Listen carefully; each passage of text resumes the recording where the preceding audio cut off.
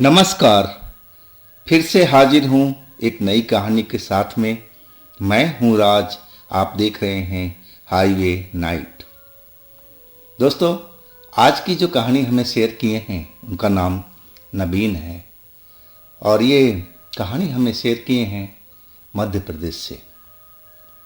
तो मध्य प्रदेश में नबीन जी का एक घर बन रहा था और उनके पास में एक घर बनाने वाला मिस्त्री काम कर रहा था। वो रियल में कहानी उस मिस्त्री की है जो नवीन जी को बताया था। तो चलते हैं आज की इस कहानी में। लेकिन दोस्तों, अगर आप मेरे चैनल पर पहली बार जुड़े हैं और अभी तक मेरे चैनल को सब्सक्राइब नहीं किए हैं तो प्लीज़ कर लीजिए और साथ में बेल आइकन को दबाना ना भूलिएगा। तो शुरू करते हैं आज की कहानी। दोस्तों, ये जो कहानी है उनका नाम है प्रकाश चंद्र। प्रकाश चंद्र एक घर बनाने वाले मिस्त्री हैं और मेरे घर पर वो मेरा घर बनाने के लिए आए थे। ये बात थी 2011 की और एक दिन कुछ मटेरियल नहीं था, शॉर्टेज पड़ गया था। तो दोपहर के टाइम में हम लोग मटेरियल का इंतज़ार कर रहे थे। ट्रक वाला रास्ते में था और बात ही बात पर भूत का घटना का जिक्र होने लगा। तो जो प्रकाश चंद्र जी थे मिस्त्री, उन्होंने एक घटना मुझे बताया और वही घटना मैं आप लोगों के साथ शेयर कर रहा हूँ। ये घटना 2001 की है जो मेरे साथ घटी थी। मेरा नाम है प्रकाश चंद्र। मैं एक घर बनाने वाला मिस्त्री हूँ। मैं उन दिनों जवान था और मेहनती भी था और मेरे साथ में 2-3 लड़कों का ग्रुप था। तो कहा जाए तो हम लोग घर बनाने का ठेका ही ले लेते थे और एक घर हमें ठेका पर मिल रहा था। लेकिन हम पहले उस घर को देखना चाहते थे कि कैसा घर बनना है, कितना टाइम लगेगा और तब हम लोग बताते थे कि इतना आपका पैसा लग जाएगा। जब मैं उस जगह पर गया जहाँ वो आधा अधूरा घर बना हुआ खड़ा था, मैंने घर की हालत देखी तो घर तो वाकई में आधा अधूरा बना हुआ था और उसको बने हुए काफ़ी साल हो गए थे। अब न जाने क्यों क्या कारण था कि वो घर पूरी तरह से तैयार नहीं हो पाया। लेकिन मुझे इन चीज़ का परवाह नहीं था। हम तो अपना काम करना चाहते थे। अब फिर हम लोग अच्छी तरह से जांच परख करके और वो मकान मालिक को हमने पूरा पैसा बता दिया कि जी हमारा मजदूरी ये लगेगा लमसम, और वो मान गया। हम लोग भी, हमारी टीम खुश थी कि चलो इस काम में अच्छी मुनाफा होगा। अब फिर हम लोग उस काम पर आ गए थे। सामान वामान सब आ चुका था और हम लोग का रहना वहना सब वहीं पर था। खाना बनाना सब कुछ वहीं पर करना था। तो हम लोग अपने काम पर जुट चुके थे। सुबह से लेकर के शाम तक अपने काम हम निपटाते रहे और जब 7-8 बज गया शाम का तो हम लोग काम बंद कर दिए थे क्योंकि अब थक भी चुके थे और दूसरा खाना भी तैयार करना था। इसके बाद सब जो हमारी टीम थी मिलजुल करके हमने खाना बनाने का काम शुरू कर दिया। कई लड़के अपना खाना बनाने में जुटे थे, कोई नहाने में जुटा था, गर्मी का दिन था। और इस तरह करके हम रात के 10 बजे तक खाना खा करके और छत के ऊपर में जा कर के लेट गए थे। और थोड़ी देर में मुझे और हमारे लड़कों को नींद आ चुकी थी क्योंकि हम लोग मेहनती लोग हैं और जी जान से काम करते हैं और फिर जब हम सोते हैं तो गहरी नींद ही सोते हैं। ना जाने कब मेरे सीने पर कोई आकर के बैठा हुआ था और मैं सपने में देख रहा हूँ कि मेरे पास कोई आया हुआ है और वो मेरे गला को दबाने का कोशिश कर रहा है और वो कुछ बोल भी रहा है कि तू लोग यहाँ से भाग जाओ, नहीं तो मैं किसी को जिंदा नहीं छोड़ूंगा। लेकिन मुझे लग रहा था कि मैं कोई भयानक सपना देख रहा हूँ। लेकिन छाती पर दबाव पड़ रहा था और गले पर भी मेरा दबाव पड़ रहा था। मैं उस शख्स को सपने में भी अपने छाती से दूर फेंकने की कोशिश कर रहा था और अपना गला छुड़ाने का कोशिश कर रहा था। अब फिर मेरी नींद खुल गई। नींद खुली तो कई मिनट तो मुझे आसमान जो साफ साफ नजर आ रहा था वो बिल्कुल धुंधला धुंधला नजर आ रहा था। नींद में खासकर जागने के बाद ऐसा ही होता था। लेकिन वहां पर अब मेरे सीने पर कोई नहीं था, ना कोई मेरा गला दबा रहा था। लेकिन मैं इतना डर चुका था कि मैं अपने लड़कों को उठाने लगा। लड़के मेरी बात सुन करके उठ गए थे। अब फिर हम लोग बात करने लगे थे। वो लड़का कहने लगा कि आपने कोई बुरा सपना देखा होगा। ऐसा होता है, बुरे सपने में आदमी डर जाता है, उसको लगता है कि कोई उसके सीने पर सवार हो गया है, गला दबाता है। वो लड़का कहने लगे कि हम लोग भी कभी कभी ऐसा सपना देख लेते हैं, इसमें कोई डरने वाली बात नहीं है। लेकिन मुझे अब नींद नहीं आ रही थी। लड़के तो सो गए, लेकिन मेरी जब आँख खुली तो दोबारा नींद नहीं आ रही थी। मैं उसी चीज़ के बारे में सोच रहा था कि कोई तो था जो मुझे यहाँ पर मना कर रहा था रहने के लिए, काम करने के लिए। लेकिन मुझे एक पल तो लग रहा था कि कोई जो बोला है सच्ची बात बोला है। लेकिन अगले पल मुझे लगता था कि मैं सपने में ही सब कुछ सुना हूँ, इसमें कोई डरने वाली बात नहीं है। अब फिर मैं नींद में जाने की कोशिश करने लगा और तभी नीचे से एक बहुत जोरदार आवाज़ आई। नीचे के कमरे में हमारा सामान वगैरह रखा हुआ था और हमने सोचा कि शायद कोई जानवर वगैरह घुस आया है। अब मैं उठ करके खड़ा हो गया।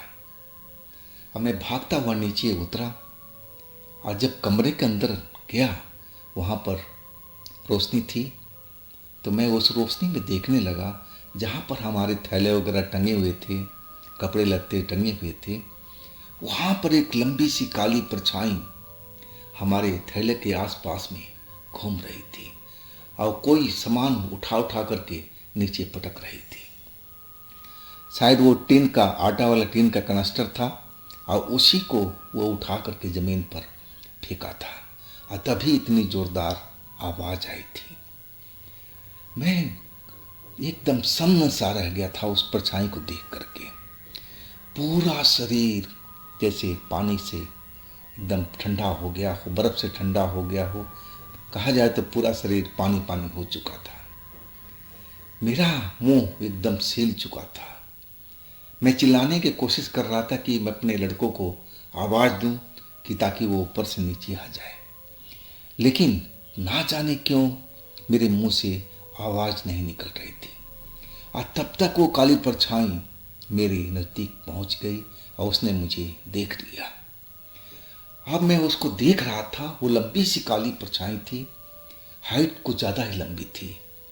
उसका सर जो छत था उसमें टकरा करके चल रहा था और वो मेरे पास में आकर के खड़ा हो गया।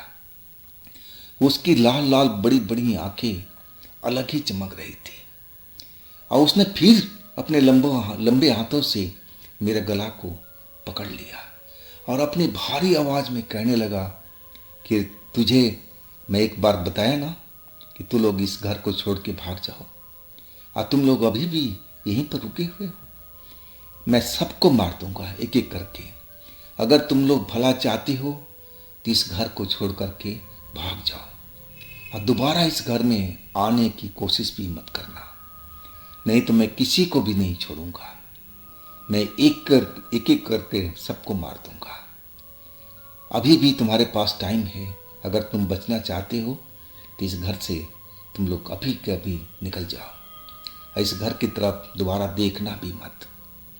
और वो मुझे जोर से धक्का दिया गला पकड़े हुए और मैं जा करके दीवार से टकराया और इसके बाद मुझे होश ही नहीं रहा।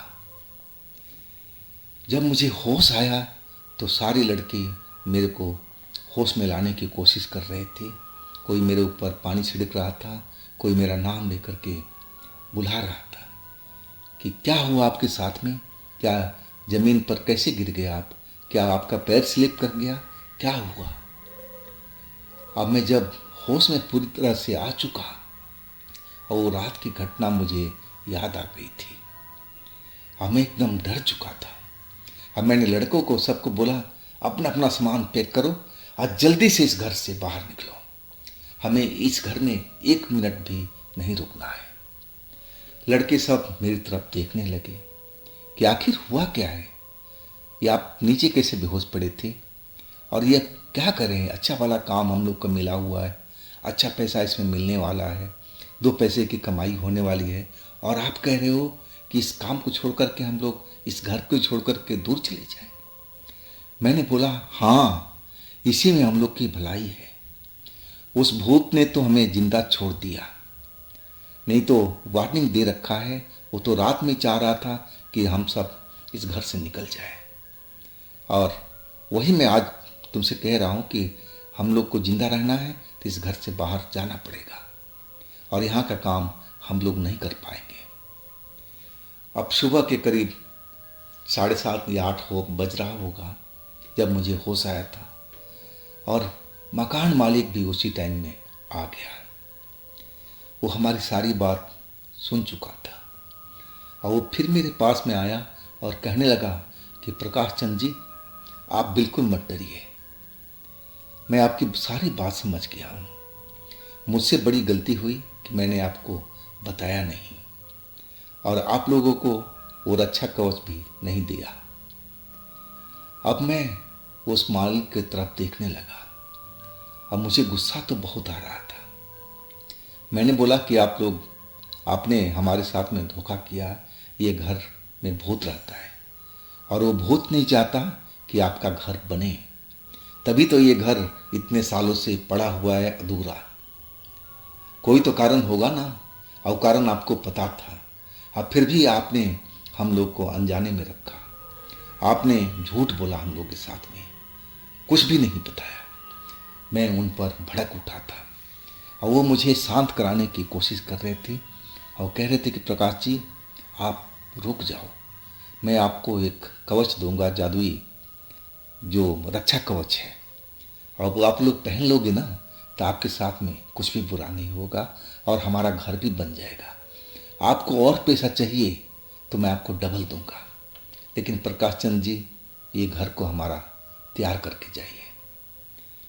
अब लड़कों के मन में लालच आ गई थी, और वो लड़का मुझसे कहने लगे कि प्रकाश चंद जी, आपसे मुझे अकेले में बात करना है। अब फिर मैं उनके साथ गया अकेले में, और बोला भी कि भाई बताओ क्या चाहते हो तुम लोग। वो लड़का कहने लगा कि प्रकाश चंद जी, ऐसा ना करें कि हम लोग दिन दिन में काम करें और शाम होते ही हम लोग इस घर से निकल जाएं। इसमें हम लोग भी सुरक्षित रहेंगे, और वो कह रहे हैं ना कि सभी को रक्षा कवच देंगे, जिससे हम लोग को कोई नुकसान नहीं होगा। आखिरकार वो लड़के मुझे मना ही लिए थे, लेकिन मैं इस काम को करना नहीं चाहता था। मैं रात में सब कुछ देख चुका था, उस भूत की शक्ल भी देख चुका था। वो नहीं चाहता था कि ये घर तैयार हो, इसमें कोई आकर के रहे। उसका एक ही मकसद था कि इस घर को बनना नहीं देना है। लेकिन वो लड़के मुझे मना चुके थे, और मकान मालिक भी लालच दे रखा था कि आपकी मेहनताना को हम डबल कर देंगे, लेकिन आप लोग इस घर को तैयार करके जाइए, हमारी प्रॉपर्टी काफ़ी दिनों से फंसी पड़ी है, अगर आप लोग तैयार कर दोगे तो मैं किसी को बेच दूंगा। अब तो पैसा भी डबल हो चुका था, और लड़के भी हमारे काम करने के तैयार थे। अब मैंने फिर मकान मालिक से बोला कि हम लोग इस जगह पर नहीं रहेंगे, हमें कोई अलग जगह पर कमरा दो, और हम दिन दिन में काम करेंगे, शाम होने से पहले ही काम रोक देंगे। वो इस चीज़ पर भी मान गया था। आखिरकार हम अगले दिन से काम शुरू कर चुके थे।